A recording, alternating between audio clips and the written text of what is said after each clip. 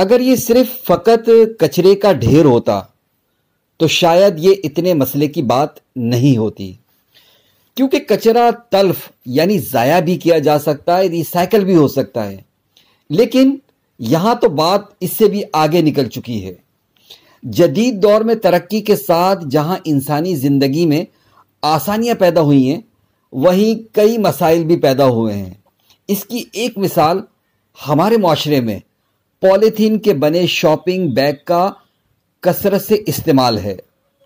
اب اسے سہل پسندی کہا جائے یا پھر ماحولیاتی مسائل سے متعلق عدم آگہی، غفلت یا پھر لاپرواہی، پولیتھین کے شاپنگ بیگز کھانے پینے، سودا سلف، کپڑے وغیرہ وغیرہ اور روزمرہ استعمال کی اشیاء لانے اور لے جانے کے لیے انسانی زندگی کا لازمی جزو اور ضرورت بن چکے ہیں۔ بدقسمتی سے پاکستان میں سالانہ 55 ارب کے شاپنگ بیگز استعمال ہو جاتے ہیں، اور ایک اندازے کے مطابق پلاسٹک بیگز کو تحلیل یعنی ختم ہونے کے لیے 100 سال درکار ہوتے ہیں۔ جی ہاں، 100 دن نہیں، 100 سال درکار ہوتے ہیں۔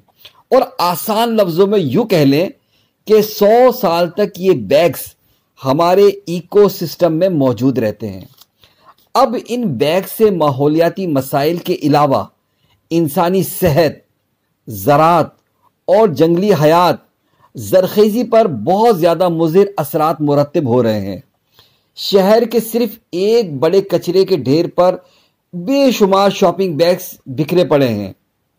زیر نظر ویڈیو میں اس کچرے کے ڈھیر میں آپ کو بہت ساری جانور، گائیں، مرغابیاں، مرغیاں وغیرہ وغیرہ اپنی خوراک تلاش کرتے ہوئے نظر بھی آ رہے ہوں گے۔ انہی شاپنگ بیگز کے ننھے ذرات جب کوئی جانور یا کوئی آبی جانور کھائے گا تو اس کے منفی اثرات 100% اس کے جسم میں داخل ہوں گے۔ جس زمین پر یہ شاپنگ بیگز دب جائیں وہ 100 سال تک زمین زرخیز نہیں ہو سکتی۔ ایک سروے کے مطابق انسانی جسم میں مائکرو پلاسٹک کے ذرات اس قدر یعنی اوسطاً ہر ہفتے 5 گرام پلاسٹک ہمارے جسم میں چلا جاتا ہے، اور یہی وجہ ہے کہ ہمارے جسم کے اندر جو بے شمار بیماریاں بغیر وجہ کے آ رہی ہیں، ان کی ایک بہت بڑی وجہ یہ شاپنگ بیگز ہیں۔ اب ہم نے اپنی زندگی کو اور اپنی آنے والی نسلوں کو اگر ان شاپنگ بیگ کے مضر اثرات سے بچانا ہے تو ہمیں ضرور کچھ سوچنا پڑے گا۔ حکومت کچھ نہ کچھ اقدامات ضرور کرتی ہے، لیکن یہ سارے اقدامات وقتی طور پر ہوتے ہیں۔